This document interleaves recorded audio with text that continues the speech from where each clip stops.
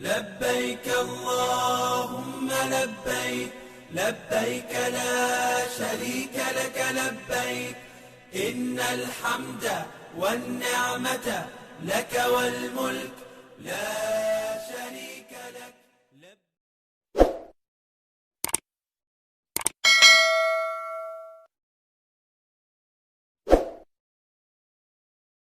Subuh secara berjamaah.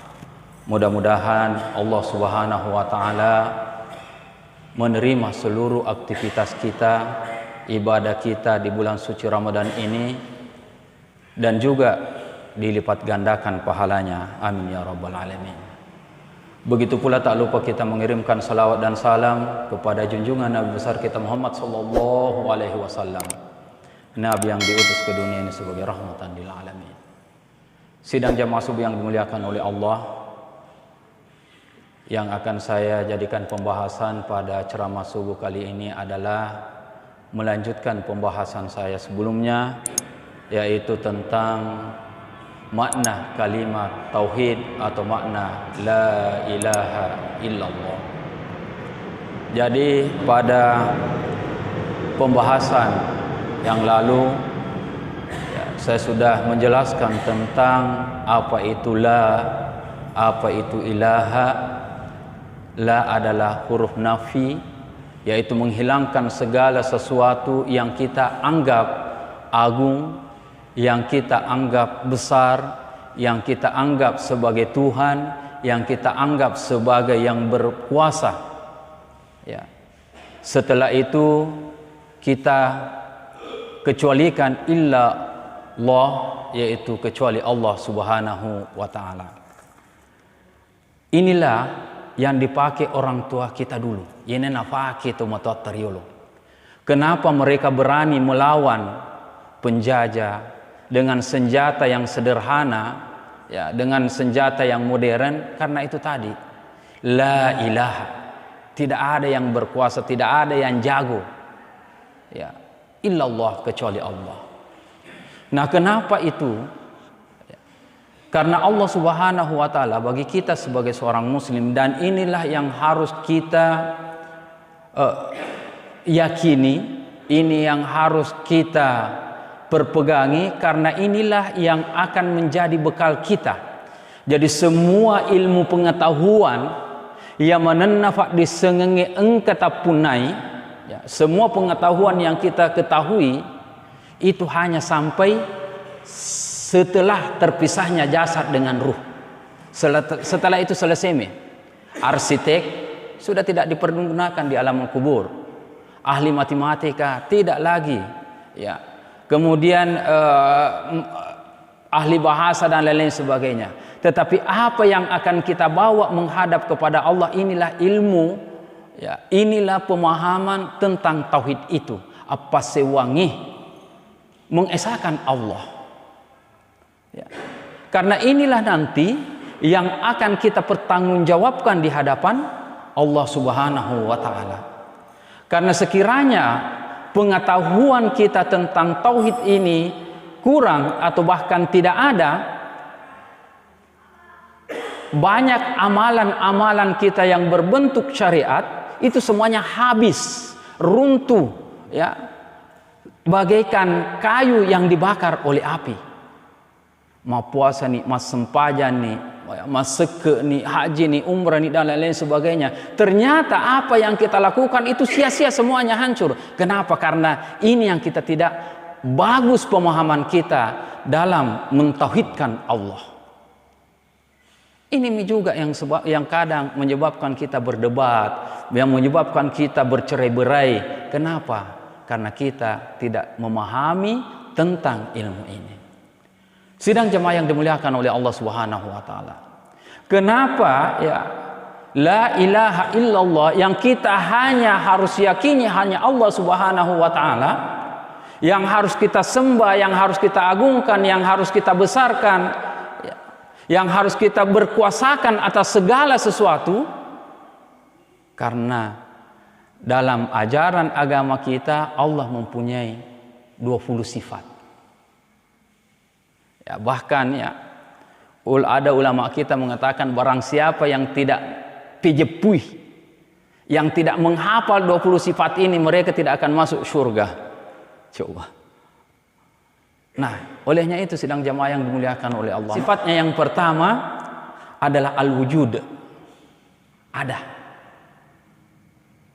Dalam bahasa Indonesia, ya, sekali lagi, kata al-wujud ini dalam bahasa Arab berbeda katanya, tetapi ketika diindonesiakan itu juga. Karena itulah sekali lagi katakan bahasa Indonesia tidak mampu menjelaskan dan memberikan pemahaman kepada kita makna sesungguhnya tentang bahasa-bahasa agama. Seperti ini al-wujud. Jadi ada al-wujud, ada al-mawjud. Apa itu al-wujud? Apa itu al-mawjud? Kalau kita bahasa Indonesia kan semuanya berarti ada, engkau. Tetapi dalam bahasa Arab itu sangat-sangat jauh pemahamannya. Apalagi kalau kita mau mengkaji menurut agama, menurut ilmu tauhid, ada ini, itu sangat jauh antara perbedaan wujud dengan al-mawjud. Al-wujud ada dengan sendirinya. Al-mawjud ada karena diadakan. Engka nasabah ifak engka. Al-wujud ada, tidak ada gagap pekengkai. Coba. Ya, kalau kita mau lihat secara kebahasaan ini, itulah saya katakan bahwa kalau kita dalam bahasa Indonesia, fadami betuanna sama artinya, tetapi maknanya sangat jauh. Dan ini berkaitan dengan masalah akidah, masalah keyakinan. Bapak Ibu yang dimuliakan oleh Allah, pada saat kita lihat kepada baju kita, yang kita lihat hanya baju, hanya kain. Ini adalah al-mawjud. Ini kain ada, apakah langsung dia kain? Tidak. Dari mana? Dari apa? Hasil tenunan. Dari kepompong. Pernahkah kita sadar kalau ini adalah kepompong yang kita pakai? Namun setelah diolah, itulah yang berwarna-warni, itulah yang berbeda-beda modelnya. Tapi asalnya satu. Yang kita pakai warna putih, yang warna merah, yang warna hijau, warna abu-abu, cek dimi asalenna. Begitu pula kalau kita mau, itulah yang berbentuk baju ini, itulah yang disebut dengan al-mawjud. Tapi yang perlu kita sadari bahwa sebelum dia menjadi al-mawjud ada, ya, sesuatu yang melalui proses sehingga dia menjadi ada. Nah, apakah itu? Itulah tadi yang kepompong yang diolah menjadi benang, benang ditenun, setelah ditenun menjadi baju. Begitu pula dengan makhluk-makhluk yang ada yang diciptakan oleh Allah Subhanahu wa taala, itu adalah al-mawjud.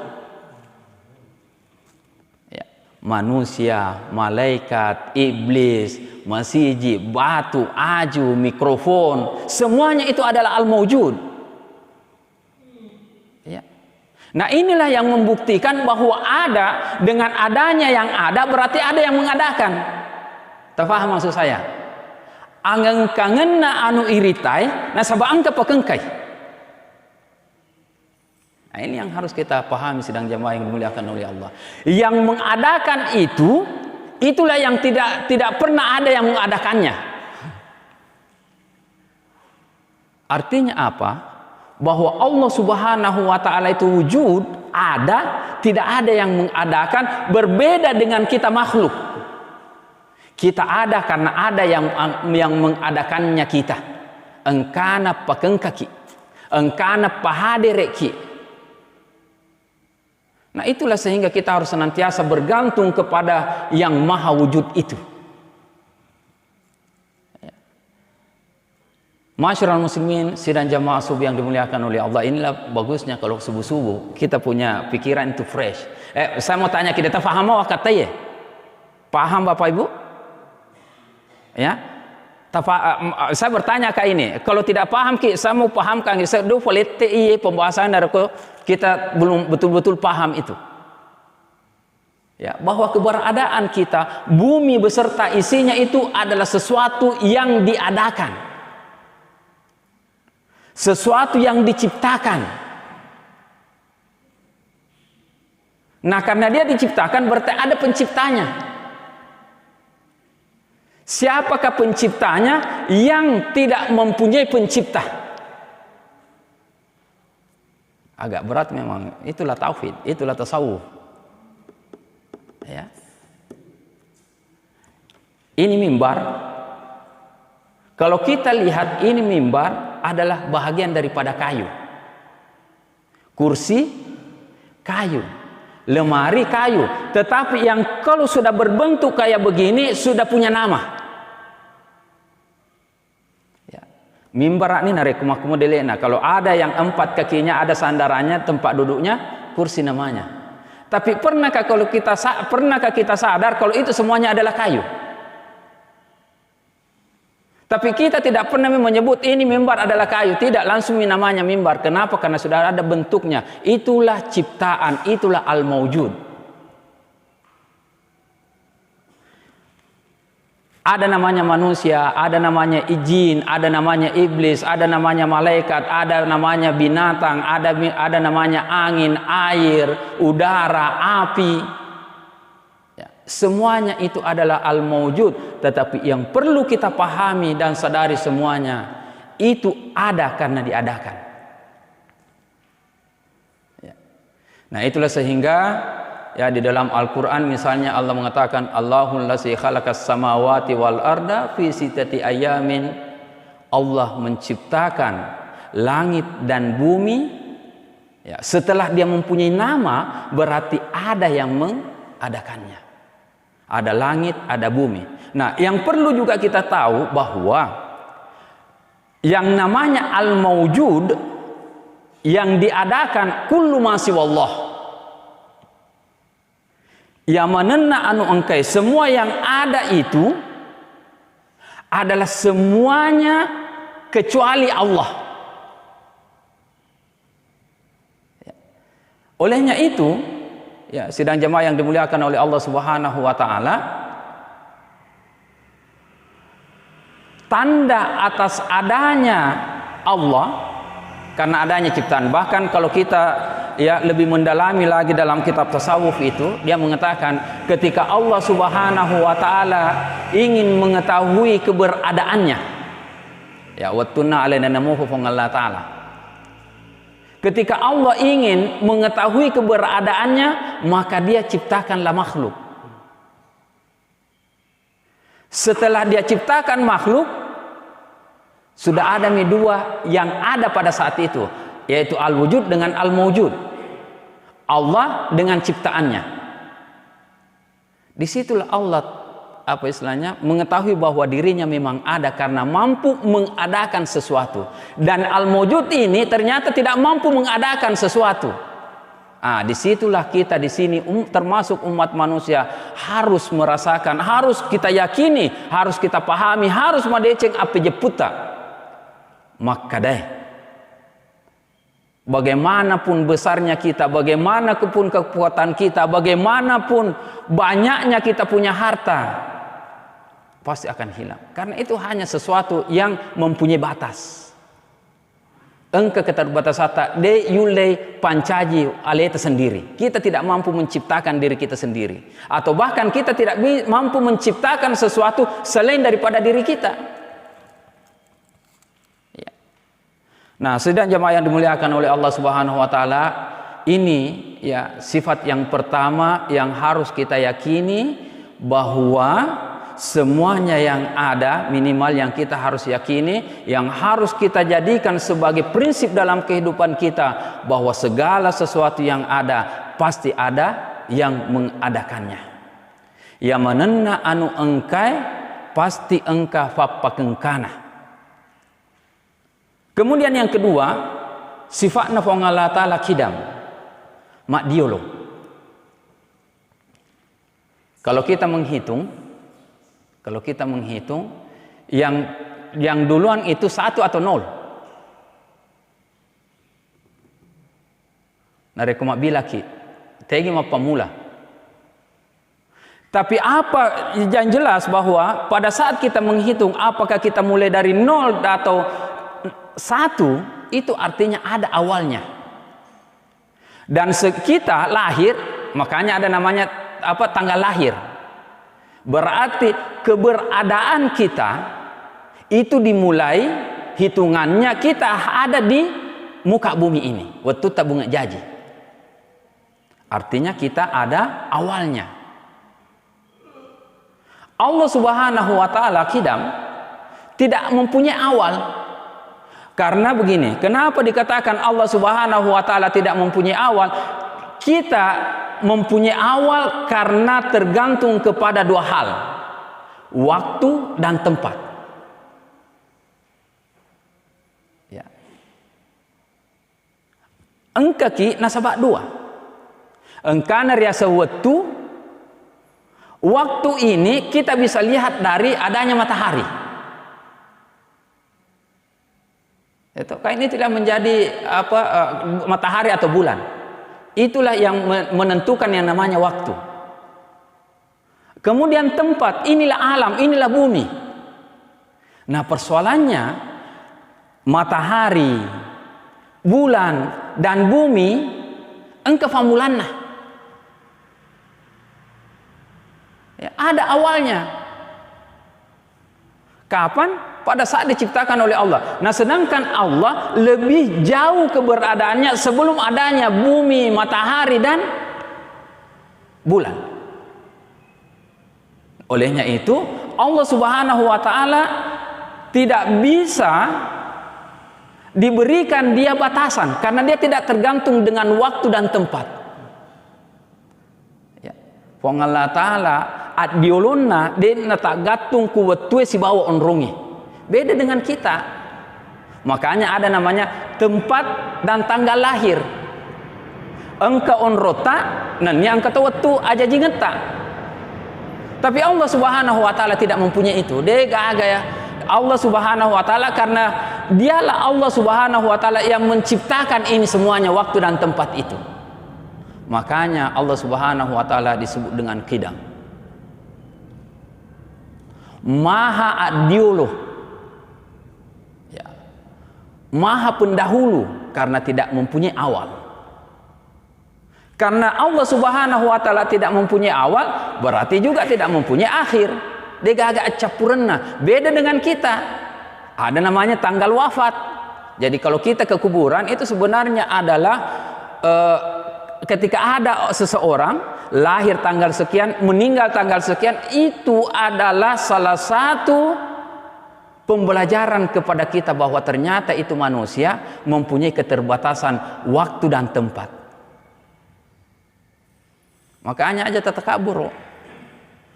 Tisegah upat mate. Tidak ada rahasianya Allah. Jadi kalau Anda mau takabur, Allah Ta'ala mewah. Makanya itulah seharusnya senantiasa kita mengucapkan la ilaha illallah. Nasabah anu ifan cajimi berarti atoroki. Karena kita adalah makhluk, ya, kita adalah yang diciptakan, makanya kita diatur. Siapa yang mengatur? Yang Maha Pengatur. Siapakah itu? La ilaha illallah. Sidang jemaah yang dimuliakan oleh Allah Subhanahu wa taala. Kemudian baqa. Jadi Qidam yang pertama tadi adalah wujud, kemudian yang kedua Qidam, yang ketiga adalah baqa. Inilah baqa yang kekal selama-lamanya. Kenapa Allah Subhanahu wa taala kekal? Manusia juga disebutkan kalau kita lihat di dalam Al-Qur'an bahwa ketika sudah masuk di dalam surga atau di neraka mereka akan kekal selama-lamanya. Perbedaan kekekalan antara manusia dengan Allah Subhanahu wa taala itu tadi karena Allah tidak mempunyai awal. Manusia mempunyai awal. Engka famulana, engka so aja jingenna. Ada tanggal kelahirannya, kemudian setelah dia lahir berproses sampai nanti di hari kemudian yang kekal di situ. Olehnya itu sidang jamaah yang dimuliakan oleh Allah Subhanahu wa taala, karena kita mempunyai batasan masa expired, ya, batasan waktu untuk hidup. Selama batasan waktu untuk hidup itu diberikan oleh Allah Subhanahu wa taala, selama masih di mofi ia kasarae si bawa alusutta, pergunakanlah sebaik-baiknya. Karena bagaimanapun juga nanti kita akan sampai kepada batasan yang telah ditentukan oleh yang Maha Pembatas, yang tidak mempunyai batas akhir, yaitu Allah Subhanahu wa ta'ala. Itulah di dalam Al-Quran misalnya Allah berfirman, kullu man 'alaiha fanin wa yabqa wajhu rabbika dzul jalali wal ikram. Segala sesuatu yang ada itu pasti akan hancur. Wa yabqa wajhu rabbika dzul jalali wal ikram, kecuali Allah yang maha kuasa dan mempunyai kemuliaan. Nah, karena Allah Subhanahu wa taala tidak mempunyai awal dan tidak mempunyai akhir, ya, kita sebagai al-maujud yang mempunyai awal dan mempunyai akhir, berarti kita mempunyai ketergantungan. Siapa, di manakah kita mempunyai ketergantungan itu? Kepada la ilaha illallah. Mintalah kepada Allah Subhanahu wa taala. Jangan pernah, Bapak Ibu yang dimuliakan oleh Allah Subhanahu wa taala, kita bosan untuk meminta. Karena Allah Subhanahu wa taala sangat-sangat senang melihat ketika ada seorang hamba banyak permintaannya. Dan justru Allah Subhanahu wa taala akan marah dan benci kepada orang yang tidak pernah meminta. Magi mcamelau. Engkau mana metoni gama punai. Kenapa Anda tidak meminta? Apakah Anda sudah memiliki segalanya? Anda itu adalah al-abdu, Anda itu adalah hamba yang sangat lemah dan sangat mempunyai banyak kekurangan. Maka mintalah. Semakin banyak permintaan kita, itu sebagai tanda bahwa kita adalah orang lemah. Jadi kalau ada orang yang tidak pernah meminta doa kepada Allah Subhanahu wa taala, Allah akan mengatakan, ini orang apa maunya? Agak lomu. Nah, dia tenang kumpulan. Apakah Allah tidak mengetahui? Dia tahu, tapi dia ingin melihat kita merengek-rengek. Ya, elo mita ki makasiasi. Apalagi di bulan suci Ramadan ini juga yang ingin saya sampaikan sidang jamaah yang dimuliakan oleh Allah. 10 terakhir ini harus kita pergunakan. Ya. Bahwa yang namanya tasawuf itu ada namanya at-takhalli, wat-tajalli. Inilah apa istilahnya yang dipakai para sufi. Apa itu at-takhalli? Membersihkan diri, mape facing, watakali, hati, pikiran, jiwa, dan roh kita. Ya. Itulah 10 pertama, magfirah, adampunna fong Allah Ta'ala. Ya. Kemudian 10 kedua, at-takhalli, mengisi. Itulah rahmah.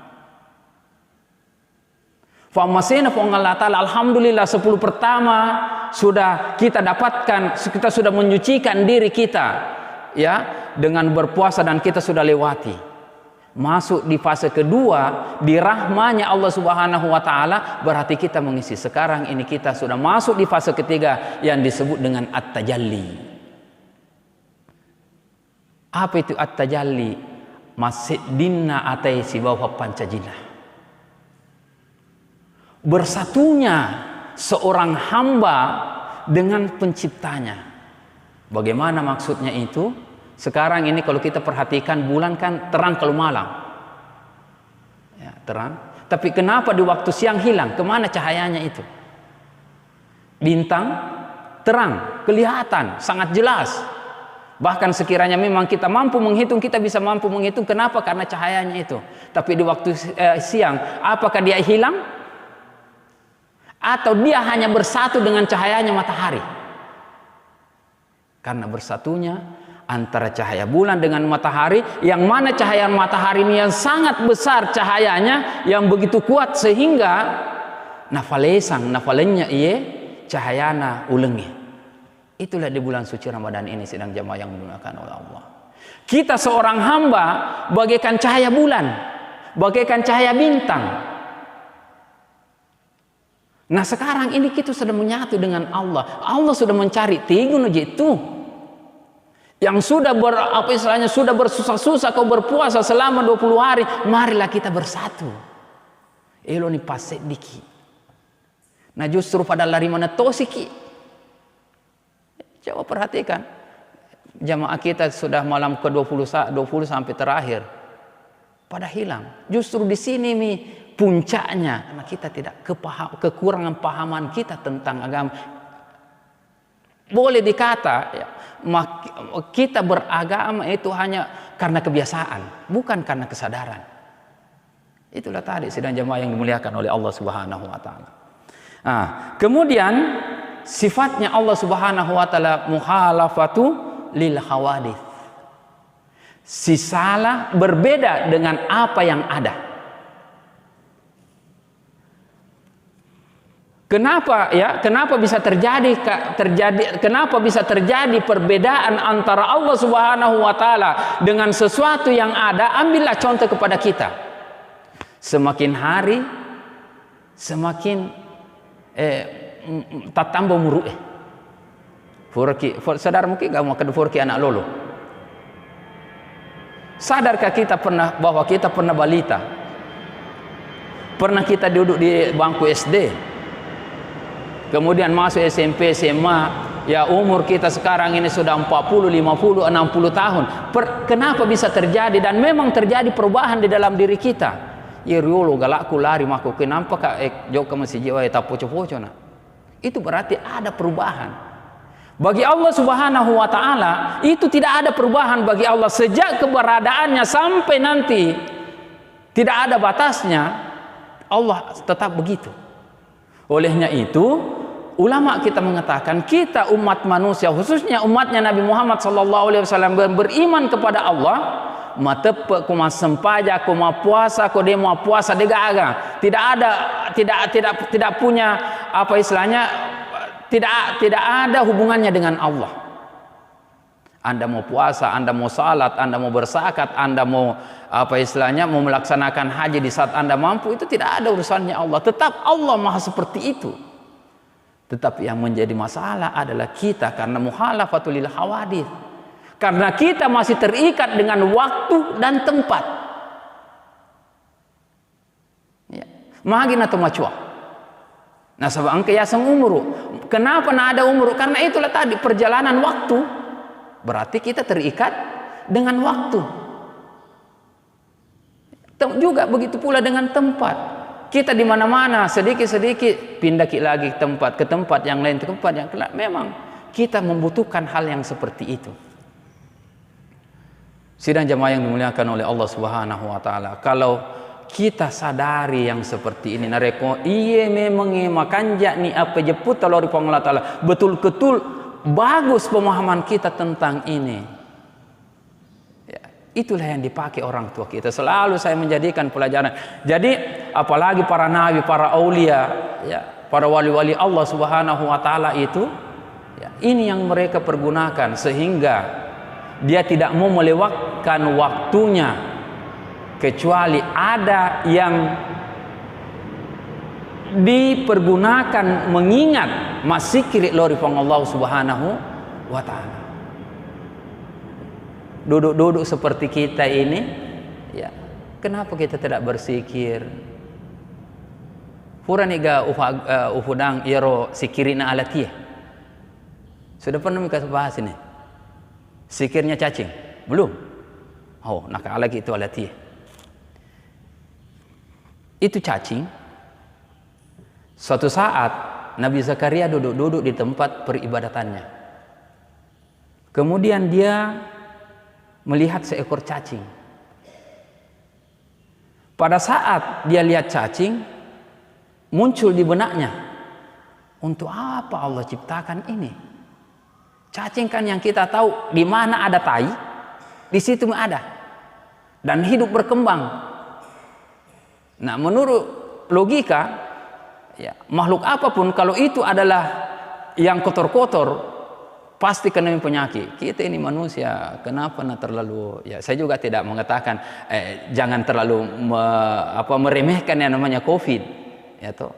Tapi ada hal yang perlu juga, jangan hanya yang berbentuk lahiriah saja yang kita jadikan sebagai sapu, sebagai pelindung. Jadikanlah juga sikir-sikir itu sebagai, termasuk ini sikirnya alati. Jadi pada saat itu muncul di benaknya, untuk apa Allah menciptakan ini? Allah mengilhamkan kepada cacing ini mengatakan, wahai Nabi Zakaria, tahukah kamu bahwa sejak terbitnya matahari sampai terbenamnya saya membaca salawat 1000 kali. Allahumma salli ala nabiyil ummi, Allahumma salli ala nabiyil ummi, Allahumma salli ala nabiyil ummi. Dia nanya ulang, kue loki wanda jumafi TV ki soko fitun rufa kubulai. Kau tu suruh untuk tu. Atau membaca salawat sebanyak 1000 kali. Kemudian setelah terbenamnya matahari sampai terbitnya matahari esoknya, saya membaca subhanallah walhamdulillah wala ilaha illallah wallahu akbar. Subhanallah walhamdulillah wala ilaha illallah wallahu akbar. Anda bisa mendapatkan, kalau ada yang membuka, bukalah kitabnya Imam Al-Ghazali dalam bab Al-Khawf, kitab Mukasyafatul Qulub. Ya, di situ ada kisahnya di situ. Nah, setelah itu cacing bertanya, wahai Zakaria, agatosi ikut di mufak guru ngeka. Nabi ini. Ya. Pertanyaannya lagi, kita sebagai umatnya Nabi Muhammad yang kita jadikan sebagai kudua, kita jadikan sebagai harapkan nanti syafaatnya sebagai pengikut kita, berapa kali membaca salawat sehari? Kalau kita masih kurang, berarti nakalak itu cacingnya, nakalak alati. Ya, dalam duduk seperti ini sambil menonton, baca Allahumma salli ala Muhammad, Allahumma salli ala Muhammad, Allahumma salli ala Muhammad. Di waktu malam kita membaca subhanallah walhamdulillah wa la ilaha illallah Allahu akbar, kasih sebuh. Jadi 1000 salawat, 1000 dengan itu tadi. Jadi sidang jamaah yang dimuliakan oleh Allah Subhanahu wa taala, yener tu biasa nare kotoman re nama lunra lade na jinnaki. Ini juga dalam hal-hal yang seperti ini saya batasi sampai di sini. Artinya cukuplah yang 4 tadi ini yang saya sampaikan. Ini riolo tafadecengi apa jeputa lori pong Allah Subhanahu wa taala, kita jadikan sebagai agurung, sebagai pembelajaran agar bisa meningkatkan keimanan dan ketakwaan kita kepada Allah Subhanahu wa taala. Yang pertama tadi adalah al-wujud, kemudian yang kedua adalah al-qidam, kemudian yang ketiga adalah baqa, dan yang keempat adalah mukhalafatu lil khawadith. Maka da iya rupa Allah taala engka tapi de gaga pakengkai. Beda idi rupa tawe, beda ia menena anu ripancajih engka tapi engka pak pakengkana. Kemudian yang kedua, ia rupa Allah taala kidam. Ya sengi kidam mak diolo, dega aga pak dioloi.